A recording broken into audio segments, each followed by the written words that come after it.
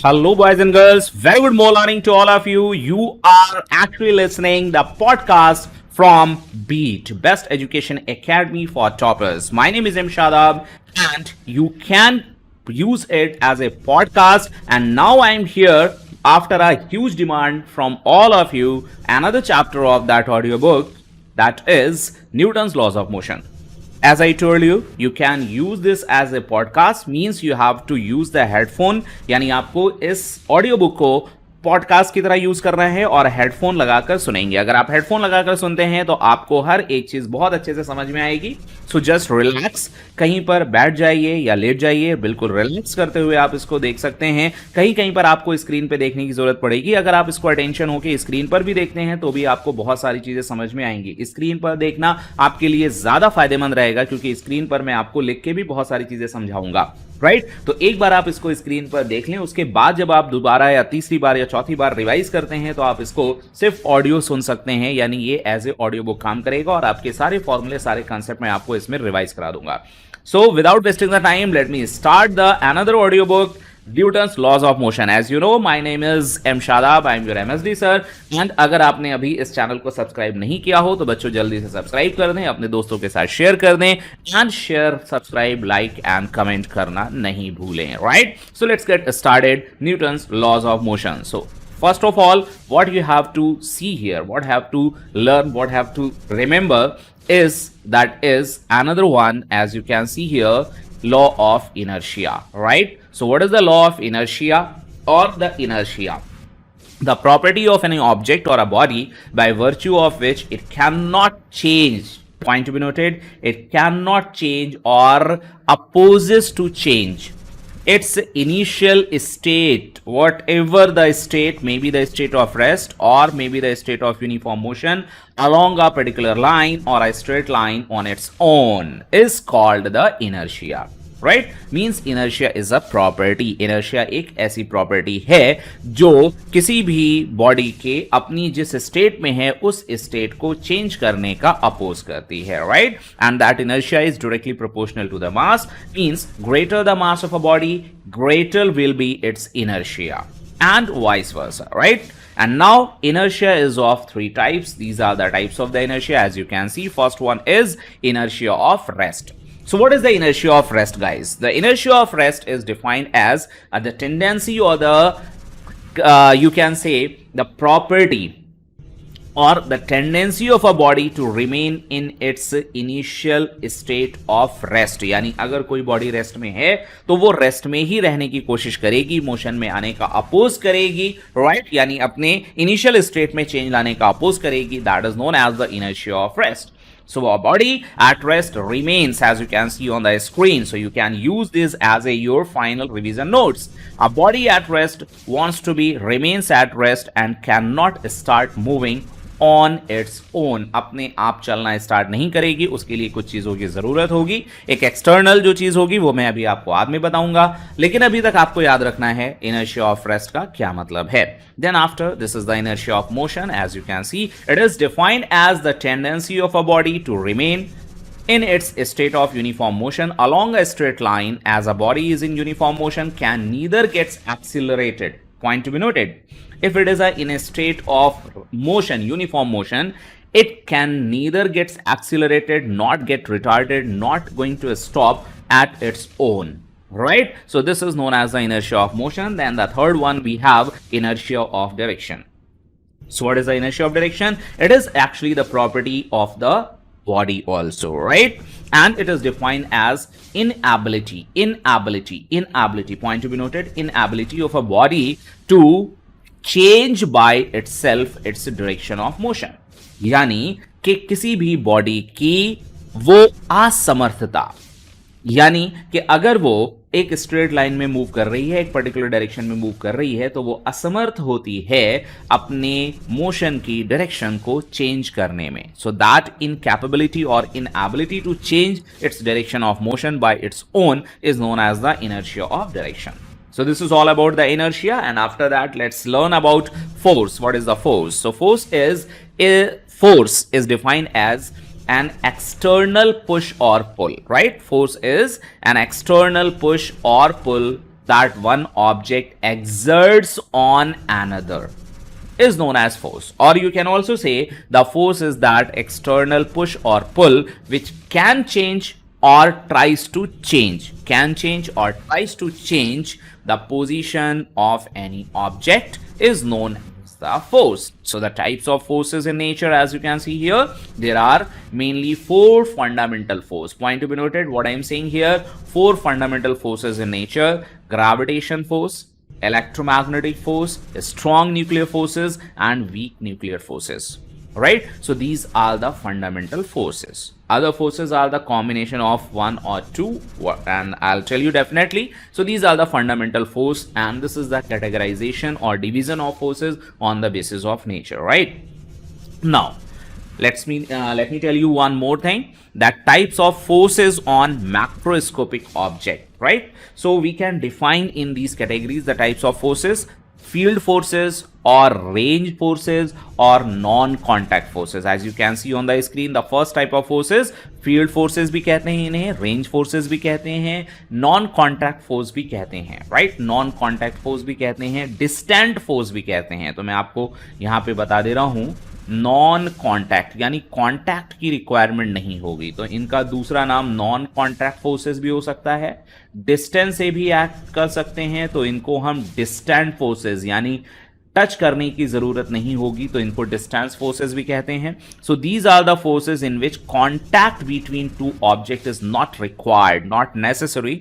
The type or the example are, you can say, the gravitational force between the two bodies, electrostatic force between the two charges, gravitational forces between the two masses. These are the field forces. Gravitational force, electrostatic force, magnetic force, these all are the non-contact force. Right? Then we have the another category of the forces, that is the contact forces. Contact forces exist only and only if the objects are in contact with each other. अगर objects में contact नहीं होगा, touch नहीं कर रहे होंगे, so there are no contact forces.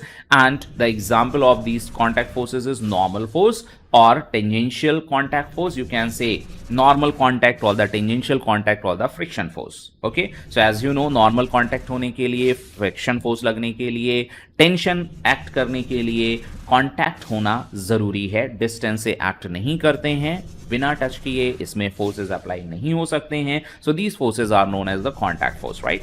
And another category, special category is known as the impulsive forces. Impulsive forces क्या है? A force which acts on a body for a very short interval of time. Right? Impulsive, point to be noted, impulsive. So they are a large force but act only for very short interval of time and produces a large change in momentum.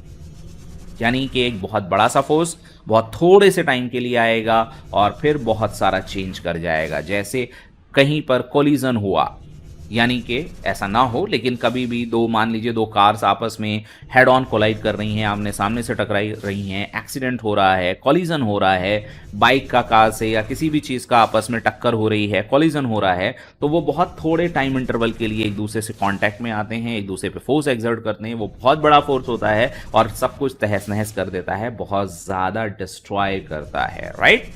So this is the impulsive force. आप दौड़ते हुए जा रहे हो, अचानक से गिरे, आप गिरे और उड़ गए, तो जैसे ही गिरोगे और जितनी देर आपकी चोट लगेगी वो चोट बहुत थोड़े से टाइम के लिए लगेगी, शॉर्ट इंटरवल ऑफ टाइम होगा, लेकिन वो जो फोर्स आपके ऊपर अप्लाई होगा that is a very large force और उससे आपको चोट ज्यादा लगेगी. That is the impulsive force. Comparatively अगर कोई आपको पुश कर रहा है या धक्का दे रहा है. So this type of force is known as the impulsive force. And now the most important thing of this chapter, Newton's laws of motion. right? So the chapter name itself is the Newton's laws of motion. तो अब यहाँ पे Newton's laws of motion के बारे में देखें तो पहला लॉ क्या है? First law of motion. यहाँ से देखिए ध्यान से, a body continues to be in its state of rest or in uniform motion along a straight line unless or until an external force comes into play. An external, जो मैंने कहा था ना, कोई भी बॉडी अगर रुकी हुई है, रेस्ट पे है, या अगर कोई भी बॉडी यूनिफॉर्म मोशन में है, या कोई भी बॉडी अगर किसी पर्टिकुलर डायरेक्शन में है, तो अपने आप से उसमें चेंज नहीं आएगा, लेकिन कोई एक एक्सटर्नल फैक्टर, और वो जो एक्सटर्नल फैक्टर क्या है यहां पर मैंने आपको बताया, that external force is there. Right? unless or until an external force is applied on it. कहने का मतलब ये हुआ कि अगर कोई भी बॉडी रेस्ट में है या यूनिफॉर्म मोशन में है या एक पर्टिकुलर डायरेक्शन में चल रही है, मूव कर रही है, तो इनमें से कोई भी चीज अपने आप चेंज नहीं होगी, या जब तक चेंज नहीं होगी तब तक कि उसके ऊपर कोई external force, point to be noted, external net force जब तक उस पर अप्लाई नहीं होगा तब तक इन चीजों में, यानी कि उसके स्टेट ऑफ रेस्ट में, स्टेट ऑफ मोशन में, स्टेट ऑफ डायरेक्शन में, यूनिफॉर्म मोशन में कोई भी चेंज नहीं आएगा. Right, so this law is also known as the law of inertia, but दोनों की मीनिंग अलग अलग है. राइट, लॉ ऑफ इनर्शिया की मीनिंग अलग है, वो बॉडी की प्रॉपर्टी के बारे में बात कर रहा है, और न्यूटन फर्स्ट ऑफ लॉ में बता रहा है कि इनर्शिया ओवरकम कैसे होगा, कब हो सकता है, कैसे हो सकता है. तो उसके लिए यहां पर बताया अनलेस और until an external net force is applied on it. Right, and the next thing is example when a carpet or a blanket is beaten with a stick. right, आपने भी देखा होगा रजाइयों में, कंबल में, हम जब बहुत ज़्यादा धूल भर जाती है, उसमें गंदे हो जाते हैं, तो हम उसको बीट करते हैं. राइट, उसके ऊपर कुछ स्टिक से मारते हैं तो डस्ट पार्टिकल सेपरेट हो जाते हैं. This is the example of inertia. If a moving vehicle suddenly stops, right, then the passenger inside the vehicle bent outward. अचानक से आप कार में बैठे हो, अचानक से ब्रेक लगता है तो आप आगे की तरफ, या बस से जा रहे हो, अचानक से ब्रेक लगता है, गाड़ी रुक जाती है, बस रुक जाती है, तो आप आगे की तरफ गिर जाते हो या आप बेंड हो जाते हो. This is due to the inertia of motion. Right, and now the next thing, very important, before going to discuss Newton's second law of motion, one more thing is very much important, that is the linear momentum. Right, it is a vector quantity and it is denoted by p. See on the screen, it is a vector quantity, p से denote करते हैं, तो इसके ऊपर arrow लगाना जरूरी है.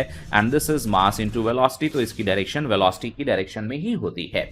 ध्यान से देखें, the total amount of motion present in a body is called the momentum. तो amount of motion यानी कि अगर वो मोशन को रोका जाए या उस मोशन को खत्म करने के लिए, डिस्ट्रॉय करने के लिए, जीरो करने के लिए, उस मोशन को मोशन से रेस्ट में लाने के लिए कितनी एनर्जी या कितना एक्सटर्नल फोर्स की रिक्वायरमेंट होगी, that is denoted by actually the momentum. The linear momentum of a body is actually defined as the product or the multiplication of its mass and velocity. Right, velocity, because velocity is a vector quantity, so point to be noted, equal to the product of its mass and velocity, and it is denoted by p with a vector on it.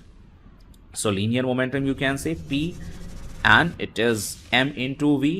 So it is a vector quantity. Its unit you can say kilogram, mks unit, meter per second, kilogram into meter per second. It has a direction, it has the same direction as the direction of velocity. यानी कि particle जिस direction में move कर रहा है, जिस direction में उसकी वेलोसिटी है, उसी डायरेक्शन में इसका लीनियर मोमेंटम होगा. And its SI unit, as I told you, kg meter per second, and its dimensional formula you can say mlt minus 1. mlt minus 1. Right, it is a vector quantity, I told you already, and its direction is same as the direction of velocity. So this is all about the linear momentum. Linear momentum is p is equal to m into v. It is a vector quantity, it has a direction, its unit is kg meter per second, and unit dimensional formula you can say mlt minus 1. Okay, and now one more thing, that is the impulse, as we have learned about already. Impulsive force, right? So now it is impulse. Impulse is also a vector quantity, so it is denoted by I sometimes it is denoted by J, capital J, over vector notation. So that product of impulsive force and the small time for which it acts. Right, यानी कि जो भी external force, impulsive force लगाया, और एक छोटा सा time interval dt जिसके लिए वो इस पर एक्ट कर रहा है, for which it acts, is called the impulse. Impulse I is equal to force into time interval. जिस टाइम इंटरवल के लिए किसी बॉडी पर ये लगता है, that is known as force into time interval. दोनों का मल्टीप्लाई करें, impulse मिलेगा, और impulse change in momentum के बराबर होता है. ध्यान रखिएगा, डेल्टा p इसको बोला जाता है P final minus P initial. Final momentum और इनिशियल मोमेंटम का डिफरेंस जो कि वेक्टर होता है, this is change in momentum, और ये इम्पल्स के इक्वल होता है. Rate of change of momentum एक अलग चीज है, अभी मैं आगे आपको बताऊंगा.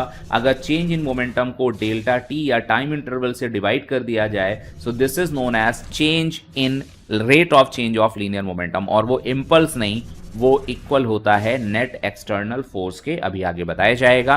नाउ मोमेंटम और इंपल्स पे फोकस करिए। Its SI unit is newton into second, क्योंकि फोर्स इनटू टाइम था तो न्यूटन इनटू सेकंड, और केजी मीटर पर सेकंड क्योंकि मोमेंटम के भी बराबर होगा। Its dimensional formula is same as mt-1, change in momentum, और मोमेंटम सेम डायमेंशनल फॉर्मूला है। Impulse is also equal to change in momentum of the object. It is a vector quantity and its direction is same as the direction of force, right? So impulse, how can we define? Impulse is a vector quantity, force into time interval, time scalar है लेकिन जो force की direction होगी same direction में impulse होगा। Total impulse for a force applied during a period of t1 to t2 under area ft curve from t1 to t2। I hope ये बात आपको अच्छे से समझ में आई। Now after studying the impulse and linear momentum, now we can study and we can easily understand the Newton's second law of motion, right? Because we are going to use that thing, impulse and momentum, in that. That's why we have to study it before that. So what that Newton second law of motion क्या है बच्चों, बहुत ध्यान से देखिए। जैसा कि मैंने आपको फर्स्ट लॉ बता दिया था कि अगर कोई बॉडी रेस्ट में है तो रेस्ट में रहेगी, मोशन में है मोशन में रहेगी, किसी डायरेक्शन में जा रही है तो उस डायरेक्शन में जाएगी, जब तक ऐसा करती रहेगी, जब तक ऐसी जाती रहेगी, जब तक कि उसके ऊपर कहीं कोई किधर से एक्सटर्नल फोर्स अप्लाई नहीं किया जाए। Now another thing is the rate of change of linear momentum is proportional to the applied force. Rate of change of linear momentum is proportional to the applied force, and change in momentum takes place in the direction of applied force, right? So Newton's second law क्या है? The rate of change of linear momentum. ध्यान से सुनिए, rate of change of, जैसे हम अगर delta P के हैं तो this is only change in momentum. Delta p को डेल्टा टी से डिवाइड करने, so this is known as rate of change of linear momentum. And rate of change of linear momentum अगर बहुत छोटा सा चेंज होगा तो डेल्टा को डी कहा जा सकता है, और इसी के लिए ही डिफाइंड है, वेरी स्मॉल चेंज के लिए। तो rate of change of linear momentum is directly proportional to the net external force applied on it. ध्यान रखिएगा इस बात को। Now the rate of change of linear momentum is directly proportional to the net external applied force. ये किसके equal होगा? पहली चीज तो ये नेट होना चाहिए, और दूसरी चीज है ये एक्सटर्नल होना चाहिए, मैग्नीट्यूड में भी और डायरेक्शन में भी। यानी अब आप इसको और बेटर वे में कह सकते हैं F external net, right? Net external force is directly proportional to or equal to rate of change of linear momentum, rate of change of linear momentum in magnitude as well as in direction, in magnitude as well as in direction. So I hope ये सारी बातें आपको समझ में आ रही हैं। Now mathematically we can write it here. K is a proportionality constant and its value in SI unit and CGS system is 1. So here you can say F is equal to m dv by dt, F is equal to ma, ये इसका एक part है, इसको second law नहीं कहते हैं। F is equal to ma is a case of Newton's second law of motion if mass remains constant and velocity is changing only, right? आगे और पार्ट भी इसके बताएंगे, अभी आपको यहीं तक Newton second law of motion को याद रखना है, राइट? चलिए, अगर डायरेक्शन की बात की है मैंने तो आपको ध्यान रखना है कि ये वेक्टर है, यानी कि एक्स डायरेक्शन के लिए रेस्पॉन्सिबल होगा एक्स डायरेक्शन का लीनियर मोमेंटम, वाई डायरेक्शन के फोर्स के लिए रेस्पॉन्सिबल होगा वाई डायरेक्शन का change in momentum, Z direction के लिए रेस्पॉन्सिबल होगा जेड डायरेक्शन का change in momentum. So the second law of motion is in vector form, or you can say vector law. So it is equivalent to three equations, one for each component. For x direction we can use it separately, for y direction we can use it separately as well, and for z direction we can also use it as a separate formula, right? Means for change in each and every direction's momentum, only and only the net external force in that particular direction is responsible. I hope everybody got it, second law. Now the example of that, it is very easy to push a full shopping cart by a strong adult, right? Then it is for a baby to push the same cart because the net force acting on the object. यानी कि अगर कोई adult है वो adult आराम से उस shopping cart को जो कि भरी हुई है पुश कर सकता है, क्योंकि उसका मास ज़्यादा है और वो मास रेस्ट पे है, तो हमें उसका मोमेंटम में मोशन में लाने के लिए, मोमेंटम देने के लिए ज़्यादा फोर्स की ज़रूरत पड़ेगी। तो जो एडल्ट होगा उसके पास ज़्यादा फोर्स है तो वो उसको चेंज कर लेता है। लेकिन अगर कोई किड है, बच्चा है, राइट, बेबी है, उसके पास फोर्स कम है, तो वो उसी कार्ड को, उसी मास की कार्ड को वेलोसिटी यानी मोमेंटम में लाने के लिए ज़्यादा मोमेंटम की ज़रूरत है, तो वो उतना फोर्स नहीं प्रोवाइड कर पा रहा है, तो वो नहीं मूव करा पाएगा। Now, another thing is it is easier for a person to push an empty shopping cart than a full one, क्योंकि easy है, अगर उसमें मास ज़्यादा नहीं है, कम मास है और वेलोसिटी से आप उसको मूव करा रहे हैं, तो ऑब्वियसली उसके पास लीनियर मोमेंटम कम है, जिसके लिए कम फोर्स की रिक्वायरमेंट होगी, तो हम उसको आसानी से मूव करा पाएंगे कंपैरेटिवली एक हैवी कार्ड के। So these are the examples. और भी एग्जाम्पल्स आपने F=ma जब भी आप यूज़ करेंगे उसको न्यूमेरिकल में, तो वहाँ पर यूज़ होगा। I will tell you that. Now the Newton's third law of motion क्या है? For each and every action, okay, we have three laws of motion, Newton's laws of motion. This is the third one. For each and every action, there is an equal and opposite. Point to be noted. For each and every action, each and every, what I am saying, each and every action, there is an equal, the most important thing, and opposite, also the very important thing, reaction. And both acts on two different bodies. तो ये आप याद रखेंगे। अगर ये सारी बातें आपको याद रखती हैं, इक्वल होता है, एग्जैक्टली अपोजिट डायरेक्शन में होता है, लाइन ऑफ एक्शन अलग हो सकती है, ध्यान रखिएगा, जरूरी नहीं है सेम लाइन ऑफ एक्शन में हो, लाइन ऑफ एक्शन अलग हो सकती है। एक्शन रिएक्शन फोर्सेस हमेशा एक दूसरे के इक्वल होंगे मैग्नीट्यूड में, डायरेक्शन में एक दूसरे के एग्जैक्टली अपोजिट होंगे, एक साथ एक्ट करेंगे, दोनों के एक्ट करने में कोई टाइम इंटरवल नहीं होगा। ऐसा नहीं होगा एक्शन अभी लगा तो रिएक्शन उसके 1 सेकेंड बाद, 2 सेकेंड बाद लगे, ऐसा बिल्कुल नहीं होगा। So action reaction forces are equal in magnitude, opposite in direction, acts always simultaneously, always the same nature of force। same nature of force का मतलब है अगर एक इलेक्ट्रोमैग्नेटिक है तो दूसरा भी इलेक्ट्रोमैग्नेटिक होगा, एक इलेक्ट्रोस्टैटिक है, एक्शन इलेक्ट्रोस्टैटिक है तो रिएक्शन भी इलेक्ट्रोस्टैटिक होगा, अगर एक्शन ग्रेविटेशन फोर्स है तो उसका रिएक्शन भी ग्रेविटेशन फोर्स होगा। इन बातों को आपको बहुत अच्छे से याद रखना है। हमेशा अलग अलग बॉडीज पे रखेंगे। Action and reaction forces can never ever acts on the same body. They always acts on the different bodies. ये सारी चीजें याद रखते हुए आप न्यूटन थर्ड लॉ को याद रखेंगे। Mathematically F12 is equal to minus F21, यहां पर वेक्टर भी लगेगा, यानी 2 ने 1 पे जो फोर्स लगाया तो 1 का 2 पे लगाए हुए फोर्स के एग्जैक्टली अपोजिट होगा, जैसे कि आप यहां पर देख सकते हैं। तो यहां से हमें कुछ कंक्लूजन भी मिलेंगे। पहले एग्जांपल्स देख लेते हैं। Swimming possible because of the third law of action, याद रखिएगा ऑब्जेक्टिव में पूछा जाता है। Jumping of a man from a boat on to the bank of river, reaction force होता है। Jerk is produced in a gun, क्योंकि जैसे ही गन बुलेट पे फोर्स लगाती है, बुलेट भी गन पे फोर्स लगाती है, इस वजह से उसमें जर्क लगता है। And pulling of a cart by a horse, this also action and reaction. So Newton's second law of motion is called real law of motion because first and third law of motion can be obtained from it, right? So basic जो law है वो Newton's second law of motion है। ध्यान रखिएगा, कई बार objective में बहुत सारे कॉम्पिटिटिव एग्जाम्स में पूछा गया है कि हम न्यूटन्स के बाकी 2 लॉ कौन से तीसरे लॉ से डिड्यूस कर सकते हैं, फंडामेंटल लॉ कौन सा है और कौन से उसके कंक्लूजन है। So Newton second law of motion है, rate of change of linear momentum is always equal and always equal to the applied external net force. ये बेसिक लॉ है और इसी से आप एक्शन और रिएक्शन भी डिड्यूस कर सकते हैं और इसी से फर्स्ट लॉ भी, राइट? तो आई होप ये बात आपको समझ में आ गई होगी।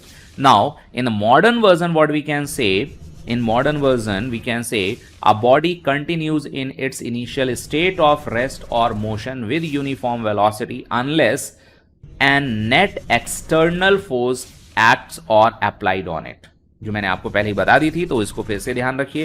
एंड नाउ ये बहुत इंपॉर्टेंट चीज है, forces always acts, 5 star point, forces always acts in pair, हमेशा पेयर में ही एक्ट करते हैं, कभी भी कोई भी फोर्स अकेला एक्ट नहीं करेगा। यानी कहीं एक फोर्स है और उसका एक्शन है तो उसका रिएक्शन जरूर होगा, इस बात को आपको ध्यान रखना है।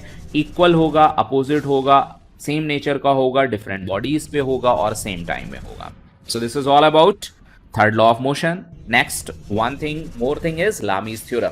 लामीज थ्योरम थ्री फोर्सेस के लिए ही एप्लीकेबल है, ध्यान रखिएगा. और कब है? जब इक्विलिब्रियम में फोर्सेस हों, यानी जब तीनों फोर्सेस का रिजल्टेंट जीरो हो, यानी वो इक्विलिब्रियम. इक्विलिब्रियम का मतलब है कि पार्टिकल का एक्सीलरेशन या बॉडी का एक्सीलरेशन जीरो हो. एक्सीलरेशन जीरो दो तरह से हो सकता है, या तो वो रेस्ट में हो और या वो कांस्टेंट वेलोसिटी यानी कि वेलोसिटी कांस्टेंट हो, डायरेक्शन भी नहीं चेंज हो, मैग्नीट्यूड भी नहीं चेंज हो.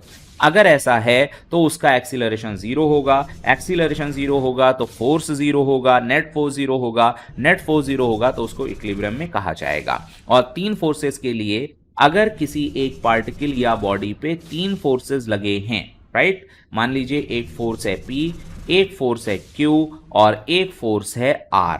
अगर ऐसा है, ध्यान से सुनिए, ये तीनों फोर्सेस हैं, वेक्टर में बना दे रहा हूं इनके ऊपर, यानी फोर्सेस हैं. अब मान लीजिए P और R के बीच का एंगल है बीटा.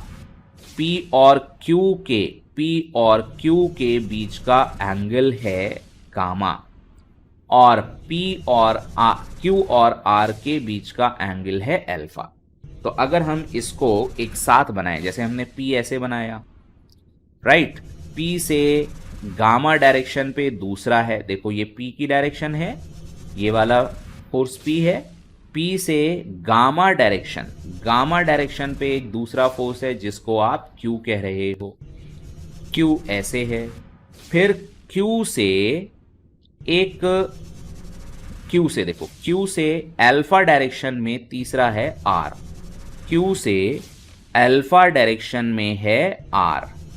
और फिर R से, ध्यान दें, बीटा डायरेक्शन में है P. अगर ऐसा है, अल्फा, बीटा, गामा अगर ऐसे लग रहे हैं, ध्यान दीजिएगा बहुत अच्छे से, तो ये तीनों एक ट्रायंगल कंप्लीट करेंगे, यानी क्लोज लूप बनाएंगे, यानी इनका सभी का रिजल्टेंट जीरो का मतलब vector P plus vector Q plus vector R, इसको हम जीरो कहेंगे. तो P plus Q plus R ये हो गया जीरो. अगर रिजल्टेंट जीरो है, सिर्फ और सिर्फ तभी कहा जा सकता है कि किसी एक का वेक्टर, देखो P का मैग्नीट्यूड, P वाले फोर्स का मैग्नीट्यूड डिवाइडेड बाय P को छोड़ के बाकी दोनों के बीच के एंगल का साइन इक्वल होगा कोई दूसरा फोर्स जैसे कि Q, फिर Q को छोड़ के बाकी दोनों के बीच के एंगल का साइन, फिर तीसरा होगा R, फिर R डिवाइडेड बाय R को छोड़ के बाकी दोनों P और Q, इनके बीच का एंगल है गामा, तो इनके बीच का गामा ये आपस में इक्वल होंगे. इससे हम बहुत सारे क्वेश्चन कर सकते हैं. ध्यान रखिएगा, तीन फोर्सेस के लिए है, इसको लामीज थ्योरम कहते हैं. तीनों फोर्सेस का रिजल्टेंट जीरो होना चाहिए, तो हम ये रूल अप्लाई कर सकते हैं. I hope there is no issues at all. आगे बढ़ते हैं. लामीज थ्योरम आई होप समझ में आ गई है. Now let's talk about the frame of reference. So what is actually the frame of reference? Frame of reference there are two types. बात कर लेते हैं फ्रेम ऑफ रेफरेंस की. So frame of reference is actually any coordinate system or any system or any reference point or reference frame with respect to which any observer is calculating the velocity, acceleration or any other things for any object.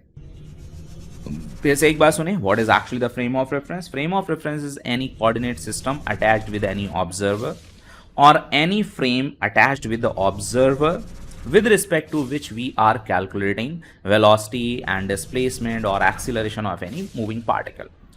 So these are the two types, right? Inertial and non-inertial. So what is actually the inertial frame of reference? A reference frame which is either at rest, point to be noted, either at rest और in uniform motion, right, यानी कोई observer अगर rest पे है या वो uniform motion का मतलब है velocity constant, direction as well as magnitude along the straight line. So a non-accelerating frame of reference is called an inertial frame of reference. Non accelerating होना चाहिए, यानी ऐसा कोई फ्रेम ऑफ रेफरेंस जिसका acceleration zero है। Acceleration zero होने का मतलब या तो वो रेस्ट में हो और या यूनिफॉर्म वेलोसिटी से मूव कर रहा हो। अगर ऐसा होगा तो उसको इनर्शियल फ्रेम ऑफ रेफरेंस कहेंगे। All fundamental laws of physics have been formulated for inertial frame of reference only, right. जितने भी आप लॉस पढ़ रहे हैं वो इनर्शियल फ्रेम ऑफ रेफरेंस के लिए ही हैं, इसीलिए इनको यूज किया गया, इसीलिए इनको बनाया गया है, डिफाइन किया गया है। सो ऑल न्यूटन्स लॉज और the fundamental laws of physics are applicable only and only in inertial frame of reference. I hope ये बात आपको समझ में आ रही होगी. This is all about the inertial frame. Now the another one is non-inertial frame. Any frame of reference is accelerating. If any frame of reference is acceleration, कैसा भी acceleration हो, constant हो, variable हो, uniform हो, non-uniform हो, बस zero ना हो. अगर है, so this type of acceleration frame of reference is known as inertial frame of reference. Right, is called inertial frame of reference. Newton's laws of motion are not directly applicable in such frames. इसमें हम fundamental physics laws नहीं लगा सकते हैं, लेकिन कुछ change करने के बाद, और वो चेंज क्या होता है, स्यूडो फोर्स। अगर हम उसमें स्यूडो फोर्स को कंसीडर कर लें तो स्यूडो फोर्स कंसीडर ही इसीलिए किया जाता है non inertial frame of reference में, जिससे कि हम इनर्शियल फ्रेम ऑफ रेफरेंस में कन्वर्ट करके और अब उसमें laws of motion, Newton's laws of motion या लॉज ऑफ फिजिक्स अप्लाई कर सकें। तो आई होप आपको ये बात समझ में आ गई, फ्रेम ऑफ रेफरेंस और इनर्शियल समझ में आ गया। स्यूडो फोर्स क्या है? स्यूडो मतलब के इमेजिनरी, राइट, काल्पनिक, जो कि एक्चुअल में नहीं है, सिर्फ हम एज्यूम कर रहे हैं, कंसीडर कर रहे हैं किसी भी फ्रेम ऑफ रेफरेंस में। और स्यूडो फोर्स बॉडी पर या सिचुएशन पर या ऑब्जेक्ट पे या मोशन पे डिपेंड नहीं करता। स्यूडो फोर्स डिपेंड करता है लगाना या ना लगाना ऑब्जर्वर पर। एक ऑब्जर्वर अगर रेस्ट में है या यूनिफॉर्म मोशन में है या यूनिफॉर्म वेलोसिटी से मूव कर रहा है तो उसका frame of reference non inertial होगा, और अगर वो नॉन इनर्शियल होगा तो हम उसमें स्यूडो फोर्स अप्लाई नहीं करेंगे। लेकिन अगर कोई ऑब्जर्वर एक्सीलरेटेड है या एक्सीलरेट कर रहा है या मोशन में है, एक्सीलरेटेड मोशन में है, तो फिर उस कंडीशन में, ध्यान रखिएगा, उस कंडीशन में हमको स्यूडो फोर्स अप्लाई करना पड़ेगा, तब वो नॉन इनर्शियल से इनर्शियल में कन्वर्ट होगा। Then after we can apply Newton's laws of motion or laws of physics, right? ध्यान रखिएगा। और स्यूडो फोर्स लगता किधर से है? मान लीजिए ये एक मास m है और ये एक ऑब्जर्वर यहां पर खड़ा है, राइट, ये ऑब्जर्वर, और ऑब्जर्वर इस डायरेक्शन में a डैश एक्सीलरेशन से, ऑब्जर्वर मूव कर रहा है, बॉडी नहीं, बॉडी का अपना एक्सीलरेशन किसी दूसरे फ्रेम में a हो सकता है, doesn't matter.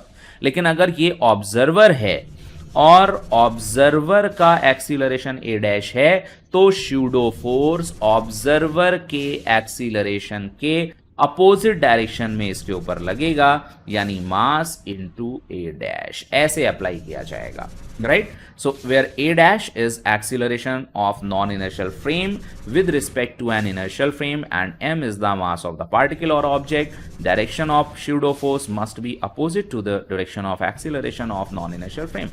So I hope आपको ये बात समझ में आ रही है। बिना किसी परेशानी के आगे बढ़ते हैं।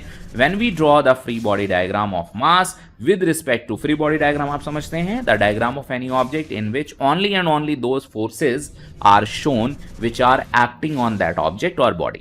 किसी भी बॉडी का ऐसा डायग्राम, FBD क्या है, ध्यान से सुनिए, किसी भी बॉडी का ऐसा डायग्राम जिसमें हम उस बॉडी पर अप्लाई होने वाले सारे फोर्सेस, यानी कि ये m मास है, इसके ऊपर जो फोर्स लग रहा है वो फोर्सेस हम दिखाएंगे। ये बॉडी दूसरे के ऊपर जो फोर्स लगा रही है वो फोर्सेस नहीं शो किए जाएंगे। This is known as FBD या फ्री बॉडी डायग्राम, और इनर्शियल फ्रेम ऑफ रेफरेंस में ही इसको बनते हैं। So we can apply only the real forces, right, forces which are actually acting on the mass. अगर नॉन इनर्शियल में है तो स्यूडो फोर्स भी अप्लाई हो जाएगा। So but when a free body diagram is drawn from non inertial frame, then a pseudo force has to be applied to make the equation F is equal to ma valid, यानी Newton's loss को valid करने के लिए हमें उस पे pseudo force भी apply करना पड़ेगा। तो इसके एग्जांपल्स बहुत अच्छे से कर लीजिएगा। अगर आपने नहीं देखा हो तो मैंने वन शॉट डाले हुए हैं या क्रैश कोर्स में क्वेश्चंस करके डाले हुए हैं, जो क्रैश कोर्स फाइनल शॉर्ट करके मैंने डाला है एनएलएम और फ्रिक्शन का, वो देख लीजिएगा, उसमें आपको ये सारी चीजें अप्लाई करना समझ में आ जाएंगी, राइट। चलिए आगे बढ़ते हैं। स्यूडो समझ में आ गया है। नाउ ये चीजें आपसे खूब पूछी जाती हैं। Apparent wait in a lift, तो जब लिफ्ट मूव कर रही है, ध्यान से देखें, when lift is at rest, जब लिफ्ट रेस्ट में है तो आपने ये जो मास है, ब्लॉक है, ये मास m के ऊपर आप देखेंगे एक फोर्स नीचे की तरफ लग रहा है mg, और इसके ऊपर एक नॉर्मल रिएक्शन r लग रहा है। वेलोसिटी जीरो है, कांस्टेंट है, तो एक्सीलरेशन जीरो है। आप इसमें फॉर्मूला लगाएंगे F is equal to ma। अब मान लीजिए एक्सीलरेशन जीरो है तो नेट फोर्स दोनों अपोजिट हैं, तो आप ये कह सकते हैं r माइनस एम जी, क्योंकि अपोजिट हैं इसलिए माइनस लिया है। मास और एक्सीलरेशन आपने जीरो लिया, तो ये हो जाएगा r minus m g is equal to zero और r is equal to m g. यानी कि अगर ये कहीं भी ना तो नीचे एक्सिलरेट हो रहा है ना ऊपर एक्सिलरेट हो रहा है, यानी नेट फोर्स जीरो होगा। नेट फोर्स जीरो कब होगा? जब एम जी और r दोनों इक्वल हों, then we can say r is equal to m g. So the weighing machine will be read the actual weight. Okay, यही actual weight होता है। लेकिन अब लिफ्ट एक्सिलरेटिंग अपवर्ड, तो ध्यान रखिएगा, weighing machine always read your normal reaction. आपके ऊपर जो वेइंग मशीन पर आप या आप पर वेइंग मशीन जो नॉर्मल रिएक्शन आर या एन, आप जो भी कह रहे हैं, जो भी एक्ट करती है, वो वेइंग मशीन रीड करती है। अभी आपने देखा कि वेइंग मशीन यहां पर रखी हुई है, उसके ऊपर एक दूसरा मास आपने रखा है और ये मास है सपोज m। तो इस पर ऊपर की तरफ फोर्स लग रहा है r1 और इस पर नीचे की तरफ फोर्स लग रहा है mg, और एक्सीलरेशन अगर ऊपर है तो ऊपर वाला फोर्स ज्यादा होगा। आप इसकी equation F is equal to mg से बताएंगे, क्योंकि एक्सीलरेशन ऊपर है तो ऑब्वियसली r1 ज्यादा होगा, mg कम होगा, तो नेट फोर्स होगा r1 minus mg। Mass m और g का एक्सीलरेशन g की जगह अभी क्या, sorry, F is equal to ma नहीं, मुझे यहां पर लिखना चाहिए, my mistake, F is equal to ma लिखना चाहिए, right, correct one. So a acceleration है तो इसको ऐसे लिखेंगे। अब mg को आप उधर लाएंगे तो r1 is equal to ma, इधर करेंगे प्लस mg, तो अभी आप m को कॉमन लेंगे, यहां कहेंगे g प्लस a, इस तरह से r1 m g plus a मिल जाएगी। सो the weighing machine will read the apparent weight which is more than actual weight. Now when the lift is accelerating downward, अगर downward है तो नीचे वाला फोर्स ज्यादा होगा, फिर से आप इक्वेशन यूज करेंगे F is equal to ma। मैंने बताया था यही इक्वेशन यूज होगी। F नेट एक्सटर्नल फोर्स है। अब नेट क्या होगा, क्योंकि एक्सीलरेशन नीचे है तो mg ज्यादा होगा, तो नेट फोर्स अब होगा बच्चों mg minus r2 is equal to ma, right. और यहां से अब R2 निकालेंगे आप, तो mg पहले से है, ma इधर आ जाएगा और अब R2 आएगा, फिर यहां से m कॉमन ले लेंगे तो R2 की जगह mg minus a। So weighing machine will read the apparent weight which is less than the actual weight। I hope ये बात समझ में आई। नाउ अगर लिफ्ट फ्री फॉल कर रही है, अगर फ्री फॉल कर रही है तो उसका एक्सीलरेशन हो जाएगा g के बराबर। हर एक ऑब्जेक्ट, कोई भी ऑब्जेक्ट हो, अगर फ्री फॉल करता है तो उसका एक्सीलरेशन हमेशा g के इक्वल होगा, और any object which has an acceleration equal to g is under free fall. तो जब आप a की जगह g रखेंगे तो रिएक्शन हो जाएगी zero, right. So now the apparent weight of the body will be zero. Apparent weight, not actual weight. Actual weight क्या है? एक्चुअल वेट है mg। Lift is accelerating downward with an acceleration greater than g, then the body will lifted from the floor. अब अगर ये नीचे की तरफ आ रही है और एक्सीलरेशन इसका g से ज्यादा हो गया, तो ये जो ब्लॉक यहां रखा था, अब ये यहां नहीं रखा रहेगा, अब ये ऊपर छत से टकराएगा और रिएक्शन अपोजिट हो जाएगी नीचे की तरफ, राइट। आई होप बात समझ में आई है। चलिए आगे बढ़ते हैं। इस तरह के क्वेश्चन में भी आपको पूछा जाता है कि एक्सीलरेशन क्या होगा, तो इसके लिए भी सीधे सीधे इक्वेशंस बनती हैं। सबसे पहले आपको एक्सीलरेशन निकालना है, तो इसको एक सिस्टम मान लेना होता है और आप कहते हैं F is equal to ma। तो आपने फोर्स लगाया F, मास कितना है m1 plus m2 plus m3, acceleration a, तो यहां से एक्सीलरेशन हो जाता है, ध्यान से देखेंगे, कैपिटल F डिवाइडेड बाय, अब डिवाइडेड बाय में m1 प्लस m2 और प्लस m3, राइट। तो ये आपका एक्सीलरेशन आ गया। अब जब ये एक्सीलरेशन आ गया, पूछा जाता है कि इन दोनों में नॉर्मल रिएक्शन, अब क्या है m1, कि FBD आप बना लेंगे। जैसे ही आपने M1 की FBD बनाई तो यहां पर आ गया F और इधर आ जाएगा नॉर्मल रिएक्शन, मान लीजिए N1। फिर इसके लिए आप देखो ये M2 है, तो अगर इसने इस पर N1 लगाया है तो M1 भी इसके ऊपर नॉर्मल रिएक्शन N1 लगाएगा। M3 का FBD बनाएंगे तो M3 इसके ऊपर लगाएगा इधर N2, तो इस पर भी लगेगा N2, राइट। वैसे मैं शॉर्ट ट्रिक भी आपको बताई है, आप मेरे वीडियो में शॉर्ट ट्रिक्स वाली वीडियो देखिएगा, बिना ये सब बनाए हुए सीधे सीधे हम नॉर्मल रिएक्शन निकाल सकते हैं, शॉर्ट ट्रिक्स वाले वीडियो देखिएगा। अभी हम यहां पर देख रहे हैं सारे के सारे क्योंकि एक साथ मूव कर रहे हैं तो सभी का एक्सीलरेशन a होगा, तो इसके लिए इक्वेशन क्या बनेगी, फॉर्मूला वही यूज होगा बच्चों, F is equal to ma। तो नेट फोर्स क्या हो गया, F माइनस N1 क्योंकि N1 a के अपोजिट है, a की डायरेक्शन में नेट फोर्स होगा M1 और एक्सीलरेशन a। यहां से आप a की वैल्यू रख के ये वाली a की वैल्यू आप यहां रख के निकाल सकते हैं। इसके लिए क्या बनेगा, N1 minus N2 is equal to M2a। जब यहां से N2 निकालनी होगी तो आप कहेंगे N1 minus M2a is equal to N2, N1 यहां से निकाल के यहां रख देंगे तो आपको N2 की वैल्यू भी रख जाएगी। तो सिमिलर टाइप के फोर्सेस यहां भी बनेंगे और यहां पर F नेट इधर है तो यहां पर भी A एक्सीलरेशन है, राइट। अब इसमें ऑडियो बुक में तो बहुत सारी चीजें नहीं कही जा सकती हैं, आप इसको सॉल्व करने के लिए मेरा जो फाइनल शॉर्ट NLM और फ्रिक्शन का है उसको देखिएगा, उसमें ये सारी शॉर्ट ट्रिक्स भी बताई है और कैसे सॉल्व करते हैं ये भी बताया हुआ है। यहां पर पुली के लिए, एटवुड मशीन के लिए दोनों की FBD बनाते हैं। जैसे आप इसको देखोगे, इसमें ऊपर टेंशन T लग रही है, नीचे जा रहा है, तो इसकी इक्वेशन बनेगी बच्चों देखो, M2 ज्यादा M2G होगा क्योंकि नीचे जा रहा है और नीचे वाला फोर्स ज्यादा होगा, तो M2G minus T is equal to M2A। ये ऊपर जा रहा है तो इस पे ऊपर वाला फोर्स ज्यादा होगा, इसकी इक्वेशन बनेगी T minus M1G is equal to M1A। तो ये दो इक्वेशन बनेंगी, इन दो इक्वेशन को आप सॉल्व करेंगे, फिर आप T भी निकाल सकते हैं और एक्सीलरेशन भी निकाल सकते हैं, राइट। कैसे सॉल्व करना है, फाइनल शॉर्ट जाके देखिए आप चैनल पे, राइट, फाइनल शॉर्ट NLM और फ्रिक्शन। इसकी इक्वेशन भी बच्चों ऐसे बनती है। इसके लिए आप देखोगे भाई, नीचे इस पे फोर्स लगेगा M2G और ऊपर होगा टेंशन T, सेम स्ट्रिंग है तो टेंशन T सेम होगी, राइट, टेंशन T सेम होगी। अगर ये A से जा रहा है तो ये इधर A से जाएगा। इसके लिए इक्वेशन जो बनेगी M2G minus T is equal to M2A। इसके लिए जो इक्वेशन बनेगी, क्योंकि इसमें अपोजिशन कोई फोर्स नहीं है, तो T is equal to M1A। और ये सब किससे बन रहे हैं, F is equal to MA से। आई होप आपको समझ में आया। इसको भी हम सॉल्व करके T और MA की वैल्यू निकालेंगे। ये सारे और बहुत सारे क्वेश्चन मैंने फाइनल शॉर्ट में सॉल्व किए हुए हैं, तो आप इसका फाइनल शॉर्ट देखिएगा, चैनल पे प्लेलिस्ट है, उसमें सारे क्वेश्चंस आपको मिल जाएंगे। तो चलिए, आई होप अब सभी चीजें हम लोग ने समझ ली हैं। इस ऑडियो बुक्स नंबर 6 में चैप्टर स्टार्ट होता है friction. So what is actually the friction? This is the very important concept in NLM or Newton's laws of motion.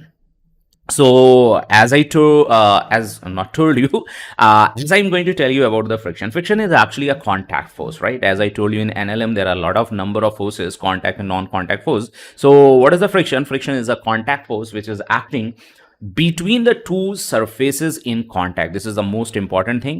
Friction is contact force, यानी ये एक contact force है। ये चीज आपको याद रखना लाजमी है, जरूरी है कि ये एक contact force है, right? और friction is a contact force and it is acting between two contact surfaces or two surfaces which are in contact, right? दो surfaces अगर contact में हैं तो उनके बीच में friction force लगता है and it always, ध्यान रखिए यहां पर आपका misconception शुरू होता है, it always opposes the relative motion. ये हमेशा रिलेटिव मोशन को अपोज करता है, मोशन को अपोज नहीं करता। बहुत बच्चों के दिमाग में ये मिसकंसेप्शन होता है, friction is a force which always opposes the motion. So not at all.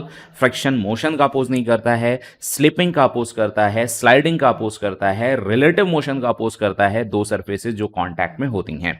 तो अब इस डेफिनेशन को ध्यान से सुने। Friction is a contact force which is acting between the two surfaces in contact and always opposes the relative motion, not the motion. Relative motion or sliding और slipping between two contact surfaces. ध्यान रखिएगा contact force है, अगर contact होगा तो ये force act करेगा, नहीं होगा तो नहीं करेगा, हमेशा पेयर में काम करेगा, एक के ऊपर एक डायरेक्शन में, दूसरे के ऊपर अपोजिट डायरेक्शन में, क्योंकि एक्शन रिएक्शन आप जानते ही हैं।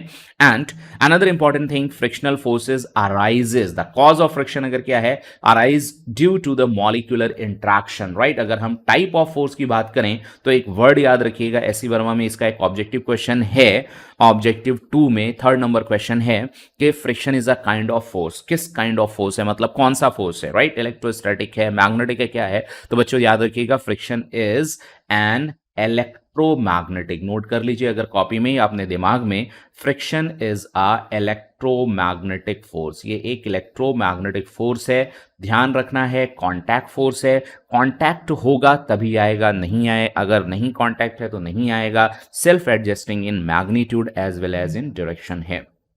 जरूरत पड़ेगी तो एक्ट करेगा, जरूरत नहीं पड़ेगी तो एक्ट नहीं करेगा। तो ये चीज याद रखनी है। And now the next thing is, in some cases friction acts as a supporting force for the motion, right.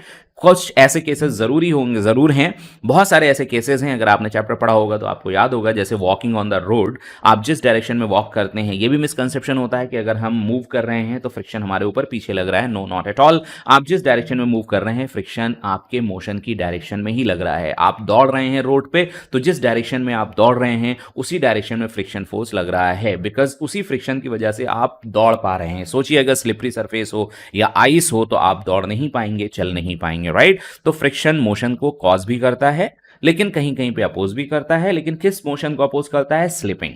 तो यहां पर एक पॉइंट है, that is very much important. इन सब cases friction acts as a supporting force and in some cases it acts as a opposing force. So you have to remember all this thing. It acts parallel to the contact surfaces. ध्यान रखिएगा कि अगर एक ये है और इसके नीचे यहां पर ये एक कॉन्टैक्ट सर्फेस है, तो अगर आप इस डायरेक्शन में फोर्स लगा रहे हैं तो फ्रिक्शन की जो डायरेक्शन होती है वो स्लिपिंग के अपोज। अब ये इधर स्लिप करना चाह रहा है तो इसके ऊपर फ्रिक्शन फोर्स इधर लगेगा, राइट।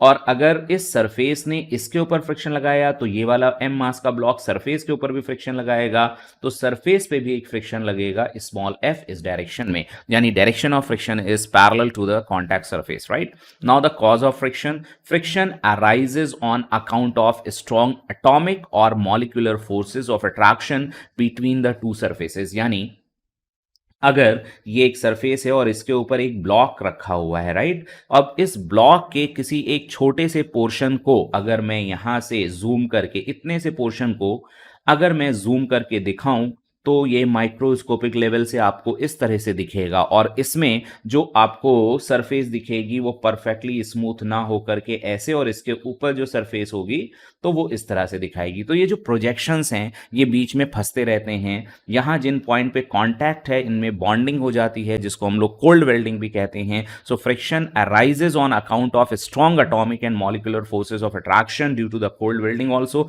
आप ये वर्ड याद रख सकते हैं, अदरवाइज मेरा फ्रिक्शन वाला लेक्चर देखिएगा, वहां पे आपको पूरी इंफॉर्मेशन मिलेगी। Between the two surfaces at the point of actual contact, तो जहां पर ये एक्चुअल में कॉन्टैक्ट में है यहां पर बॉन्डिंग हो जाती है, मॉलिक्यूलर फोर्सेस लगते हैं, एटॉमिक फोर्सेस लगते हैं, जिस वजह से ये कॉन्टैक्ट में रहते हैं। सो आई होप ये बात आपको समझ में आ रही है बिना किसी परेशानी से। अब यहां पर बात करते हैं फ्रिक्शन के types. So friction is actually of 3 types. पहला जो फ्रिक्शन का टाइप है that is the static friction. It is an opposing force which comes into play when one body tends to move. ध्यान रखिएगा, tends to move, right, if it has a tendency of movement over the surface of other body but actual motion is not taking place, right। यानी अगर motion start नहीं हुआ है लेकिन tendency है movement की, चलने की टेंडेंसी है, मोशन की टेंडेंसी है, और अगर इस तरह से हो पा रहा है कि मूवमेंट हो रहा है, then this type of force is acting, this is known as static friction, right। so but actual motion is not taking place, so you have to remember this thing। static friction is always self adjusting। ध्यान रखिएगा, अगर static friction है that would be less or equal to mu S into N. ध्यान रखिएगा N normal reaction है, S mu S coefficient of friction है, तो उससे कम या उससे इक्वल हो सकता है, लेकिन motion is not starting, motion is not taking place, right. Motion अभी स्टार्ट नहीं हुआ है। So static friction is a self adjusting force which increases as applied force is increase, right. जैसे जैसे हम अप्लाइड फोर्स इंक्रीज करेंगे वो increase होगा, इसका मैं अभी आपको ग्राफ बताऊंगा। तो static friction opposes the tendency of motion, not the motion, ध्यान रखिएगा, टेंडेंसी ऑफ मोशन। और स्टैटिक फ्रिक्शन कब लगता है? स्टैटिक फ्रिक्शन जब लगता है जब मोशन स्टार्ट नहीं हुआ, स्लिपिंग स्टार्ट नहीं हुई है, दोनों सरफेस एक दूसरे पर स्लाइड करना शुरू नहीं किया है, then this is known as the static friction. So I hope आपको अभी कहां पर कोई बात समझ में नहीं आ रही होगी और ये सारी चीजें आपने क्लियरली देख ली होगी, क्योंकि F S, right, F S क्या है? Static friction. सो स्टैटिक फ्रिक्शन कब लगेगा? जब मोशन होने की कोशिश हो रही है, टेंडेंसी हो रही है, लेकिन मोशन एक्चुअली स्टार्ट नहीं हुआ है, स्लिपिंग एक्चुअली स्टार्ट नहीं हुई है, then the friction acting between the two contact surfaces is known as the static friction. I hope it is clear now. Next is the limiting friction, the maximum possible value, अभी भी motion start नहीं हुआ है, right, maximum possible value of static friction, it is, ध्यान से सुनिएगा, it is maximum value of static friction when body is at the verge of slipping का मतलब है जस्ट अबाउट टू स्लिप, यानी कि फ्रिक्शन फोर्स मैक्सिमम जो possible है, सपोज 10 न्यूटन है, राइट, यहां पर फ्रिक्शन फोर्स इन दोनों सरफेसेस के बीच में मैक्सिमम पॉसिबल कितना है? 10 न्यूटन। तो अगर हम 2 न्यूटन लगाएंगे तो फ्रिक्शन फोर्स 2 न्यूटन लगेगा, 4 लगाएंगे तो 4 लगेगा, 5 लगाएंगे तो 5 लगेगा, 6 लगाएंगे तो 6 लगेगा, मैक्सिमम कितना है? 10 न्यूटन, इतना मिल सकता है। तो अगर इतने की जरूरत होगी तब लगेगा। मान लीजिए हमें फ्रिक्शन फोर्स म्यू एन की वैल्यू है 10 न्यूटन, लेकिन हम 2 न्यूटन अगर लगा रहे हैं अप्लाइड फोर्स, तो 10 नहीं लगेगा, 2 न्यूटन ही लगेगा। That's why we are saying always friction is self adjusting in magnitude as well as in direction. हमेशा सेल्फ एडजस्टिंग होता है मैग्नीट्यूड में, सेल्फ एडजस्टिंग होता है डायरेक्शन में। इस बात को खास तौर पे आपको याद रखना है, भूलना नहीं है। लेकिन लिमिटिंग फ्रिक्शन क्या होता है, मैक्सिमम फ्रिक्शन क्या होता है?